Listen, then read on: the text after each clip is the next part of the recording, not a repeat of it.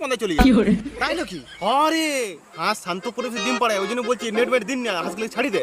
ওই বাইরে বাইরে ডিম পাড়বে, সন্ধ্যাবেলা ঠিক হাঁস ঘর চলে আসবে। এই তো নিয়ে কুড়াইলি কি ছাড়িয়ে দিব? হাঁস ডিম না পাইলে না পারবে, তবু খেলা নেটের মধ্যে থাকবে। এবার ডিম না পাড়তে দিলে হাঁসগুলো মরে যাবে, কেন বুঝছো? মরে গেলে যাবে। মরে গেলে যাবে মানে 200টা হাঁস মানে জীব হত্যা খেলা, ওই পাপ থেকে জীবনে মুক্ত হতে পারবি না। 200টা হাঁস, 200টা হাঁস ছাড়িয়ে ছাড়িয়ে আমার 100টা দাঁড়াই গেছে। আর একটা কথা, আমার হাঁস আমার ঘর আমার ব্যাপার, তোর কিছু না তো 15 ফাটছে। ওই তো খেলা ভালো কিছু উপদেশ দিলে মানুষ কোথাও হলো গাড়িয়ে লেনে দিয়ে পরে 15 মারা। হ্যালো, কে বলছো? রাজু বলছো? হ্যাঁ।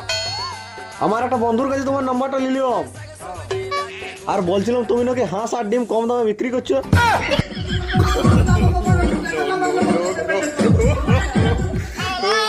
তুই শালা তোদের ভুলাই ভুলাই করেছিস আমার চুরি হাত, তোকে যদি ধরতে পারি নাই তোর গাঁটে ঢুকাই দেবে আজুরা পা।